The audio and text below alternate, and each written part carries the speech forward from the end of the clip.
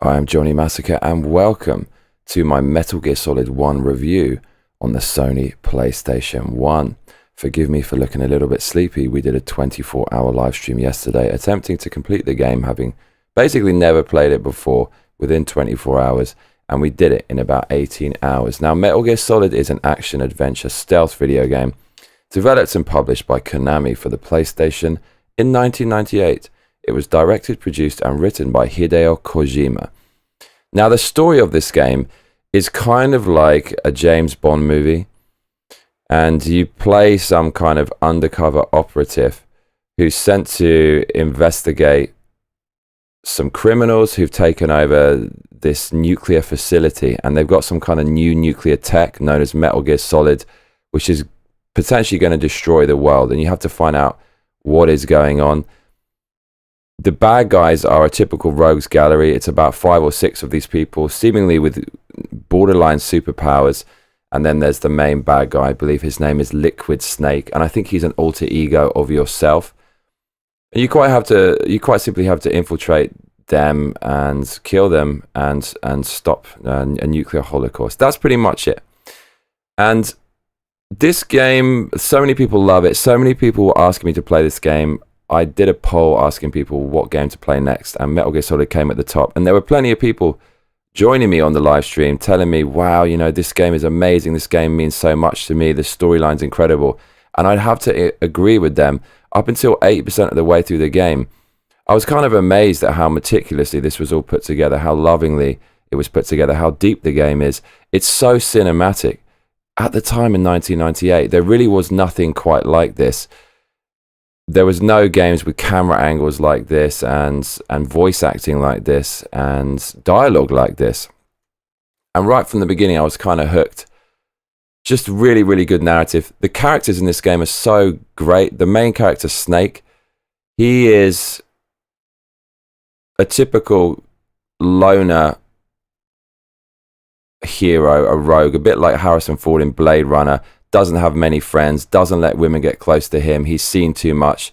He's lived such a crazy life and done so much killing that he's kind of disconnected from regular society. And I think we can all relate to this guy, especially creatives. On our creative missions, we kind of separate ourselves from society and we don't really fit into modern society, but we have to find a way to do that. And we do what we're best at. In my case, making videos, making music and DJing.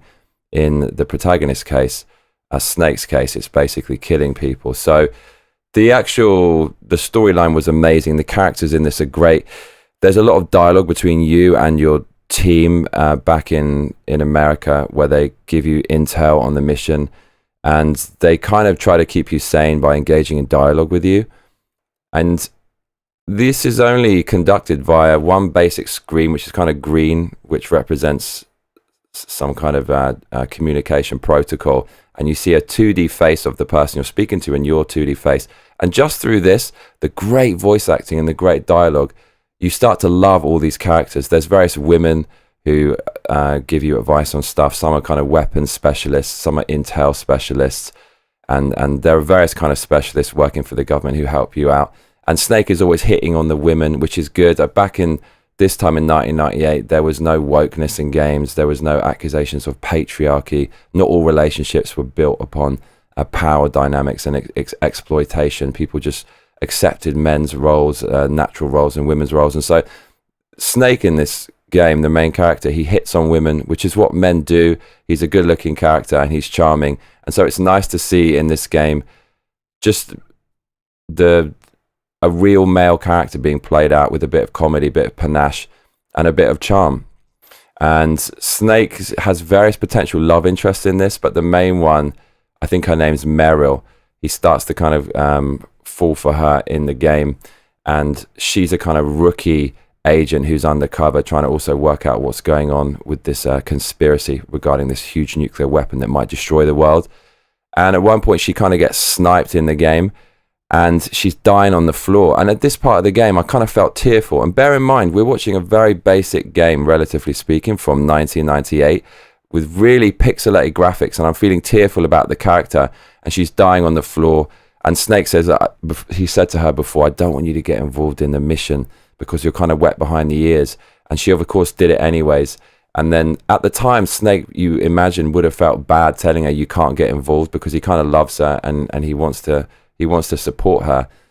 But he actually, with hindsight, should have been even harsher with her, giving her even more tough love to try to save her. And she's dying on the floor, and she admits to him while she's dying that, yeah, you were right, Snake. I'm too inexperienced. I shouldn't have done it. It was so emotional, and I felt so invested in this game. I really, really did.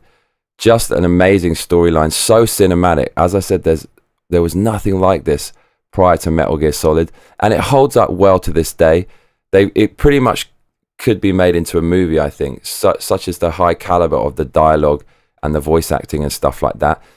It's not quite B-movie quality, it's just above that quality, but I think that's the perfect place for it, because if it took itself too seriously, I think it would collapse under the weight of the pretentiousness of its plot, because part of it is a little bit cliched. It's like all those very old Bond movies where someone's got a nuclear weapon or a destructive weapon that can destroy the world. You've seen it in Star Wars as well.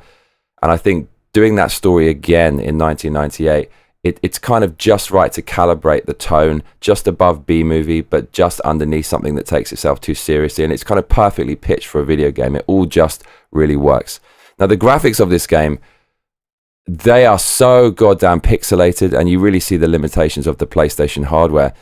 There is no draw distance in this game, so it can't illustrate things that are far away, and so it has these fixed camera angles like Resident Evil. But unlike Resident Evil, there's a first-person view, so you can see what's in front of you.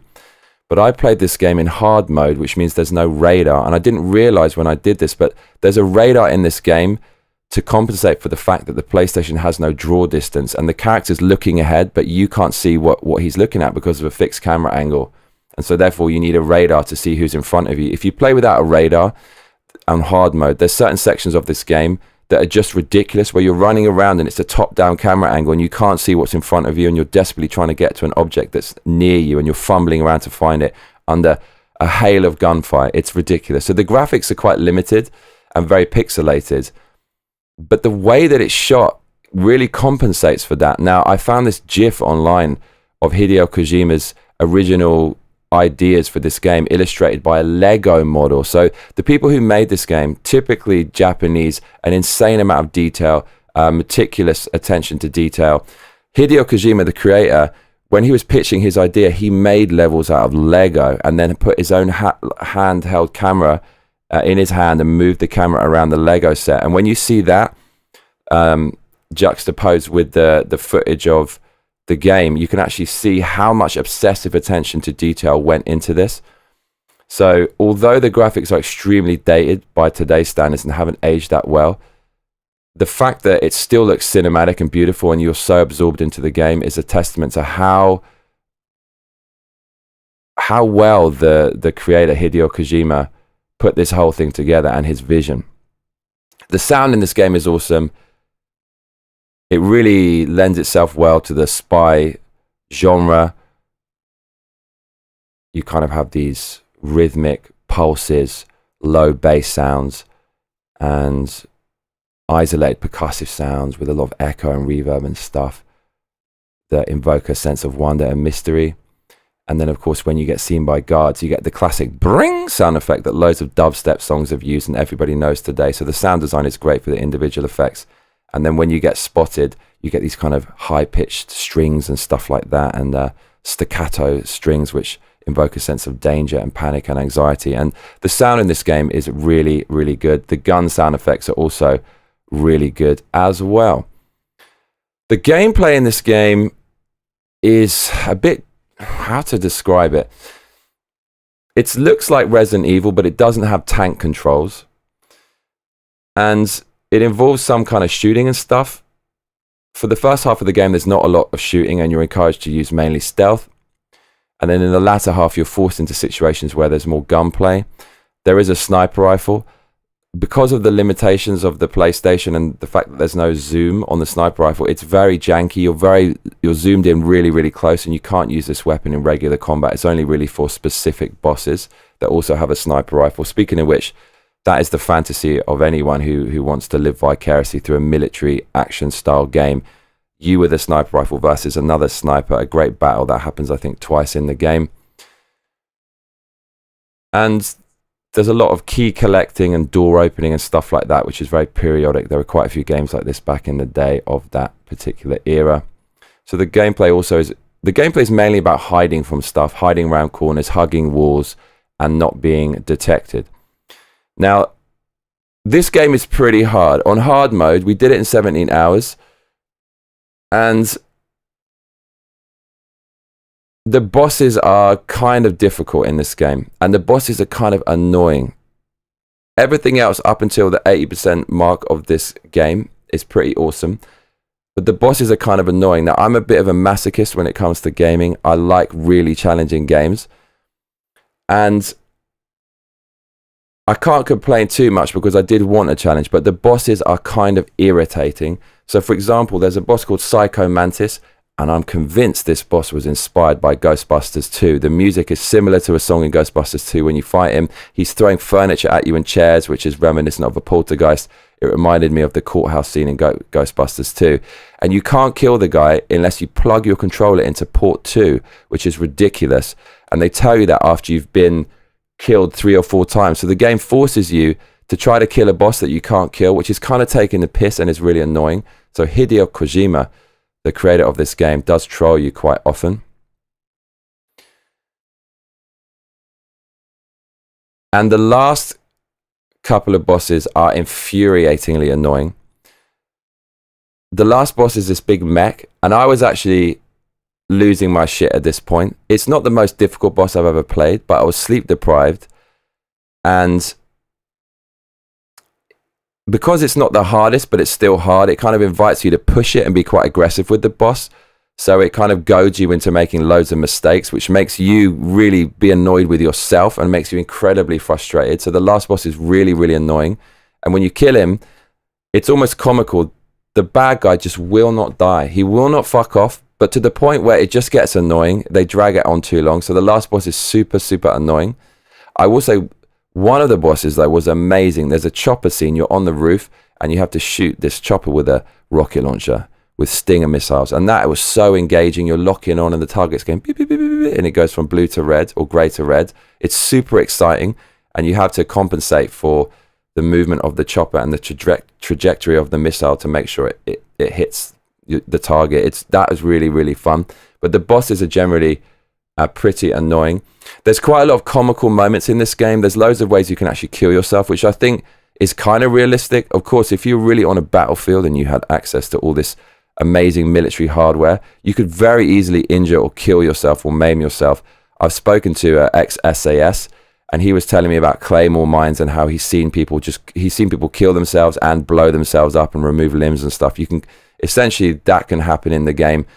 You can place a claymore and immediately it goes off in your face, which is kind of comical. There's a gun, I can't remember what it's called, Valkyrie or something, and you shoot it and the missile is controllable and you can kind of move it around and stuff. And there was a point where I shot it and I wasn't expecting to be able to control the missile, and the missile came out really slowly and just did a slow 180 and went straight back into my face. It was kind of hilarious. So there's a sandbox element to the gameplay and the technology in the game. Speaking of which, there's loads of cool spy technology which you use to your advantage, and there is a certain sandbox element, as I just mentioned. So you fight certain bosses or you come up against certain difficult sections, and you have a lot of different items. You have these grenades called chaff grenades, which disable electronics. You have stun grenades.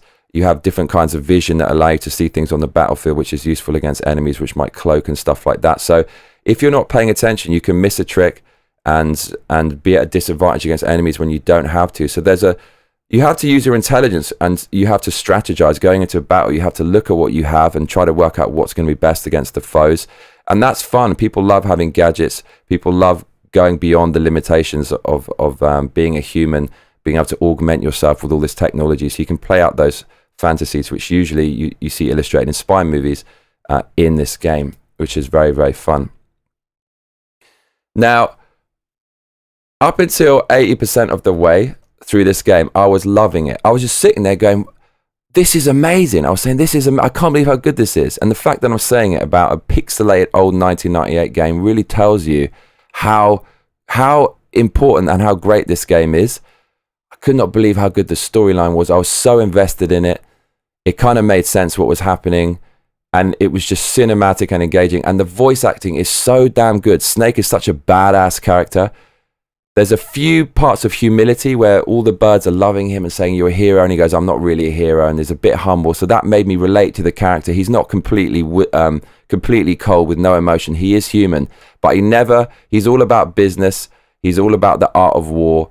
He doesn't let his emotions get too involved in it. At the end of the day, he's always focused on his mission. And he never shows any weakness in the moment. And that's only reserved for when he's speaking to someone on the radio. And that only comes out in hints. So he's this kind of struggling character who's blatantly experiencing PTSD on the battlefield, holding it all in for the good of the country. So the story is just awesome. But then 80% of the way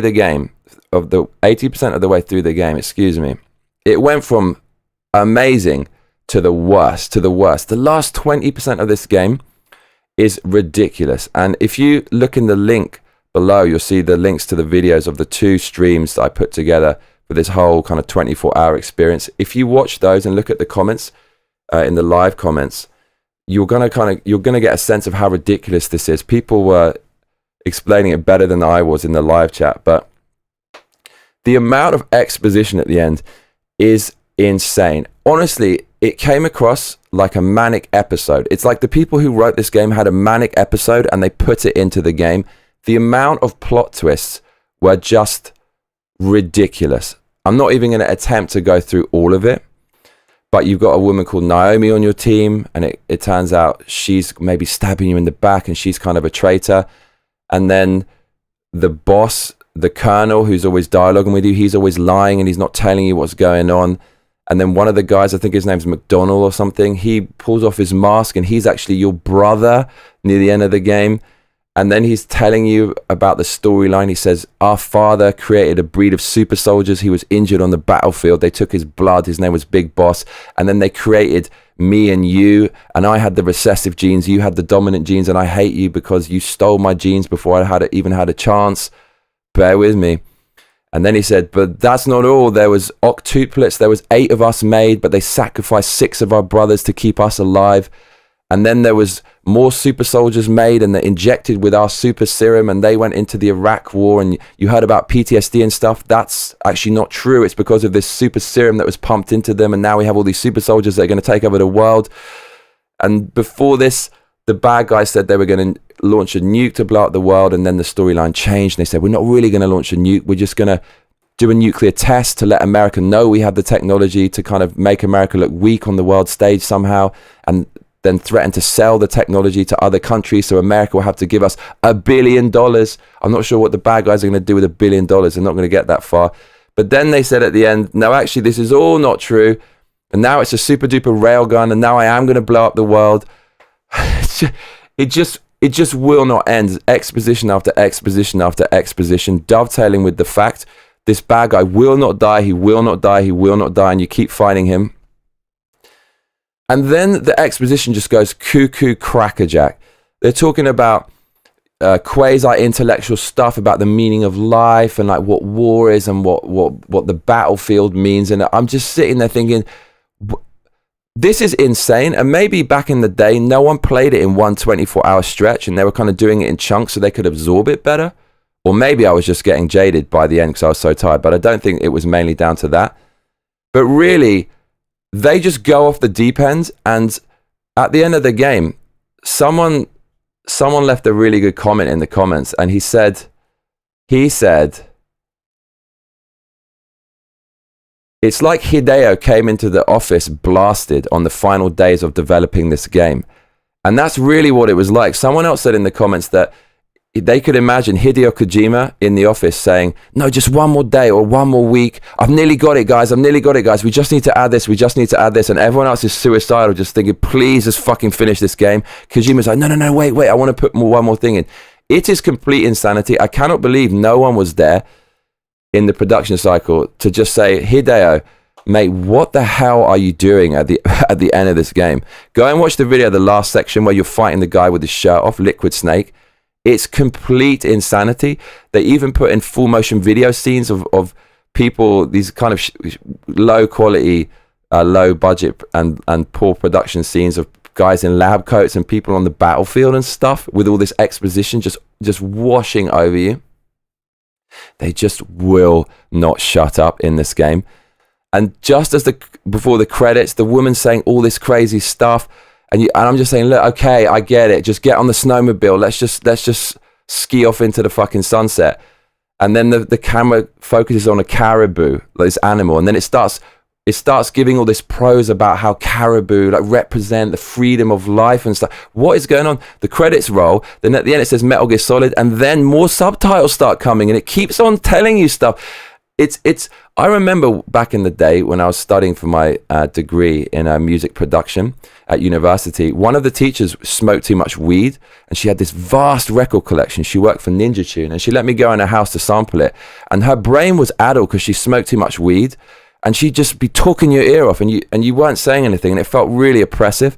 And I remember trying to leave her house, and I was backing away with my friend half a footstep at a time, and she was going da da da da da da da da, talking to us, and we were like 20 meters down the street, and I saw this figure was there going ba-da, talking. That is what this game is like, molesting you, assaulting you with prose, dialogue, monologue, and exposition about all this kind of random stuff in a manic episode. It's like Hideo Kojima had a manic episode, and it's crazy what they did at the end, because the game was, honestly, up until 80%, I was thinking, this is one of the coolest things I've ever played. It probably has the best dialogue of any game ever, calibrated just right to its audience, just above B-movie, just below something taking itself too seriously.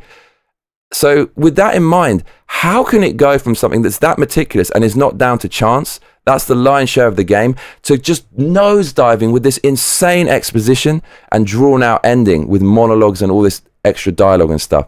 It was completely insane. It really made no sense at all and was ridiculous, and then went way below B movie to C movie. But it still didn't destroy the game. It was amazing up until about 70-80% of the way through, and the only parts of the game up until that I didn't like were, there's one scene where you kind of kill this sniper called Sniper Wolf, I think her name is, Wolf or something. And then instead of letting you go back to where you were before the sniper engaged you, it kind of forces you to do this huge circle around the game world and go all the way back for no reason. And that was the only part I didn't like. At the end as well, they do that again. They kind of make you do these huge loops of the game, which don't make sense. So you get to this part where you're using these key cards, and it turns out it's a special morphing key card. When it goes cold, it changes shape, and when it goes hot, it changes shape, and at room temperature, it changes shape. At this part of the game, this is where things started to get too weird, and it should have just let you put the key card in, and then you go to the end of the game. Nope. You drop the key card all the way to the bottom of the level. You're on top of this huge mech, this launcher for this nuclear missile. So it makes you go all the way down to the bottom, put on your infrared vision, and look for this thing, and then you just walk all the way back up. And I thought, this game you didn't need to really put that in right now. There was no gameplay there. It was just annoying. Then you have to go back through that again to a part of the level where it's room temperature or something, and then go all the way back and put the key in. Then you have to go all the way back to a frozen part of the game, and the key changes shape, then go all the way back to the key slot, put it in. Then you have to go all the way back even further to a hot part of the game, and then go all the way back to put the key back in. At one part, they put some extra enemies, but I just thought this is kind of too much. And then it just went on and on and on and on and on. So Bradley Bosley in the comments providing a counter argument to what I'm saying. I'm happy to talk about it, and I really would like to, because this game, so many people love it, and I don't want to overshadow the greatness of this game with the kind of weird shit at the end. So let's give some kind of counter opinion. Bradley Bosley in the comments says, I disagree. It was developed in the late 80s and early 90s. We're so used to today's game development, we do not appreciate the steps forward required to get us here. I like the multiple endings. And I think that's a good point, which is, there was no other game like this. I played Resident Evil at the time, and it was good, but it didn't have the cinematic quality. It didn't feel like you were playing a movie. Like it didn't feel like a playable movie. This game is like a playable movie, and the main character is so cool. He's such a fucking man, this guy, and he's cool, and he's chatting up the girls and stuff as well, which is, today you just don't get stuff like that. It's just men being allowed to be men in the characters, and also from the developer side, there's nothing really like it at the time. There's nothing really like it. So this game is very, very important. I have to say that at the end, you could go back and watch the video. I'm sitting there just thinking, what the hell is going on? And I think this comes down to, of course, personal taste. I think people who like the end of this game are the kind of people who might like anime as well, because I find with a lot of, well, nearly all Japanese anime, they kind of try to make it deep by putting in loads of plot twists, and the storyline becomes insanely overblown and kind of nonsensical to Westerners. But the people who really want to understand every part of the story don't like that. But people who can just accept it for what it is and kind of let it wash over them, the parts that are a little bit confusing but still enjoy it, they're going to like this game more. But I feel this game is like a lot of anime where I just don't know what the hell is going on. There's too many plot threads and too much complexity to it. That's my personal taste regarding the story of this game. So one really fascinating thing about this game is the guy who translated it. So the guy who translated this game, he wrote a whole article about the development cycle of the game and what he put into the game. And his name is Jeremy Blaustein. And I really urge you to read this article. If you want to understand everything I'm saying about the storyline, about the bad parts, and also the really good parts, go and have a look at this guy's article. He was the guy who translated all the Japanese dialogue to English dialogue. And he said it was one of the most stressful experiences of his life. He said he was taking diazepam when he was doing it because of his anxiety. And ironically, that's in the game. And Snake takes that to stop his hands from shaking when he uses a sniper rifle. He says he was smoking loads. He said that it's nearly impossible to translate Japanese to English. You lose so much. And I don't speak very good Japanese out here in Japan, but I do have a sense of how difficult it is to translate, because I have done translation work with people who've translated Japanese to English in the dry form and then want someone to spice it up. When you directly translate it, you lose everything to the point where it doesn't actually make sense anymore. So you have to take mad liberties with the translation to give the feel of what the creator wanted. Although it sounds different in a literal sense. This article is just absolutely fascinating. And he gives examples of how hard he had to work. It was one person. He had to translate a whole game, and it's all in Japanese, and he has to translate it to English, and it has to be a similar length, the dialogue, to fit into the same amount of time that the characters are speaking. So not only is it nearly impossible to translate, but you have to do it in a way so it's the same length as the Japanese. So this guy worked for 6 to 8 months on no pay. He was wet behind the ears and didn't negotiate a proper contract at the time. And so he was broke with 2 kids, losing his mind, translating for this game. And when you hear Blaustein's description of how he translated it and why he did it the way he did, you realize this guy is so integral to Metal Gear Solid 1's quality and legacy and legend. It's really, really fascinating. And honestly, the best part of Metal Gear Solid for me, up until the 80% mark, is the characters, the way they flesh them out, the voice acting, and the dialogue. And I think a lot of it is down to this guy. And the irony is that Hideo Kojima loved his translation so much that Hideo Kojima wanted at the time to release a version of the game where you could switch between Japanese and English audio and English and Japanese subtitles respectively. And at that time they started looking deeper into the translation, and Hideo Kojima realized that some of it didn't really line up in terms of length.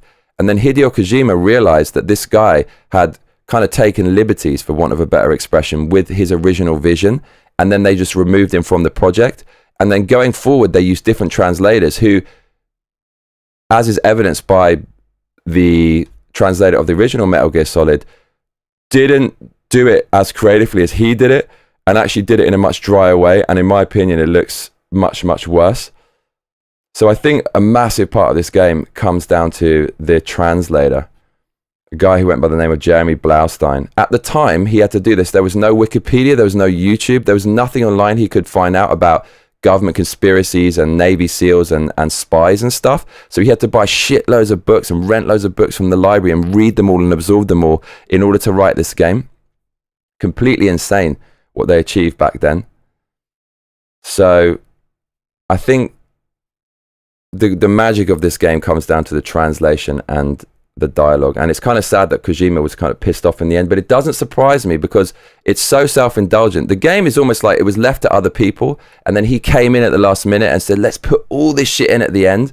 And I think he's a little bit self-indulgent, and he wouldn't be able to accept someone else would change like his dialogue. But the thing is, it needs to be changed. I think he needs a little bit of editing and needs someone to be able to tell him, no, you've gone too far at times. But overall, Metal Gear Solid, I mean, it's a 9 out of 10 game. It's a classic game. Even though it looks dated, the art direction, art style is awesome. The camera angles are just beautiful. It's the first ever playable movie, and Snake is such a badass character. Today, male characters are often kind of cucked and self-deprecating in a way that doesn't show they can take a joke, but in a way that illustrates that they hate themselves, and they're always getting emasculated, and they're just kind of losers. But this character he's a man's man. He's cool, he's ruthless, he's cold, and he's just a badass. So the character of Snake is fucking awesome. All the other characters are wicked. There's the kind of Chinese girl who saves your game. I love her. Mei Ling or something is her name. And Naomi's a cool character. Overall, 9 out of 10. Metal Gear Solid, a classic with very good dialogue and very cinematic game. So that is my review of Metal Gear Solid on the PS1. Another rambling review. Mr. M in the comments says, hey Johnny, did you enjoy the weird twists? The first couple I did. So there was a guy called Octopus or something who's a shapeshifter, and he took the form of one of the characters who died at the beginning of the game. But after that, there were just too many twists. Speaking of that, there's also a virus in this game. So they're talking about a virus, and it gives you a heart attack, and they give all this kind of exposition about what it's doing to the molecules in your body. It was really losing me at that point. Silver Fox says, good morning. Good morning, Silver Fox. Futile Kid says, I think this is typical of a lot of Japanese stories anime. The endings get insane. I can't fuck with it, man. I can't fuck with it. Honestly, if you watch the video, you'll see me sitting there getting assaulted by all this dialogue. And at that point, it's obvious they went too far at the end. What were they thinking at the end? I was getting very frustrated at the end. Ajay says, Johnny Massacre, sup? As a huge Metal Gear Solid fan, I agree with some of the points you made. Thank you. So look, you can see Hideo Kojima here with a Lego model putting the game together. Look at this. So look. Oh. Will it let me play that? Yeah, look, you can see he put a camera in the top left on the set on the bottom right, and you can see that juxtaposed with the game on the bottom left. That is the meticulous level of detail. When you see this, you understand why the game is so fucking epic, because Japanese people do not fuck around. When they have a concept and they flesh it out, they go the distance. They go the distance. So you can kind of see there. This is such a good article.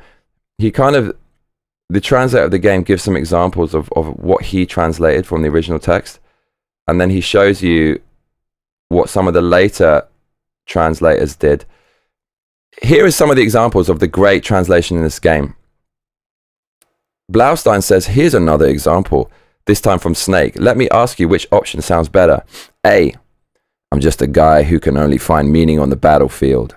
B, I'm just a man who's good at what he does, killing. So of course B is best, and he used that, but this is the original translation, and it's kind of devoid of feeling. He says, you can probably guess that B is mine, and A is how my translation was improved for Metal Gear Solid: The Twin Snake. So after they got rid of this guy, they changed this good line to this dry line. Here's another from Snake piece of dialogue to Vulcan Raven regarding the Alaskan Olympics. A, with that strength, you must have been training in the stick pull and full man carry. B, yeah, I know it. You must be a real threat in the muck-tuck eating contest. He says, in this example, I threw away the line that did nothing but inform the reader of 2 more events that exist in the Alaskan Olympics. Instead, I gave Snake a funnier line that establishes his character. There you go. So, some of the text they used in later games is really, really bad. So this is the text they used in later games. He said, I won't scatter your sorrow to the heartless sea. I will always be with you. Plant your roots in me. I won't see you end as ashes. You're all diamonds. And the original translator said, some players find this sort of dialogue endearing, but I'd argue that it could have been messaged a bit more for English-speaking players. So this original translator, he also did Castlevania Symphony of the Night, and so many pieces of dialogue he created turned into memes. So it's really sad that Hideo kind of broke off from this guy. And the thing is, Hideo broke off from this guy at the beginning, before Hideo had that clout, which means he could do whatever he wanted. So even at that time, he had almost too much creative control, proved by the fact that the end of the game is such a mess. But after this, when he became this celebrity and stuff, he doesn't need these guys at all. He can just go his own way. So I'm too afraid to play any more Hideo Kojima games. I'm too afraid. What a crazy experience. What a crazy experience of Metal Gear Solid. But I'm glad I played it. And that's that. So thank you very much, everybody. Appreciate you joining me. I just thought I'd show my face. I think I slept for 5 hours. Hopefully I'll be able to sleep relatively soon. Still pretty tired after that long stream yesterday. And thanks for joining me. It was so much fun. The comments were gold. There was so much laughter. There were highs, there were lows, there were failures, there were victories, and there was a lot of laughter and just so many funny comments. So I do like doing these 24-hour streams, and we'll be back doing it very soon. Thank you very much, everybody. Take care and see you on the next one.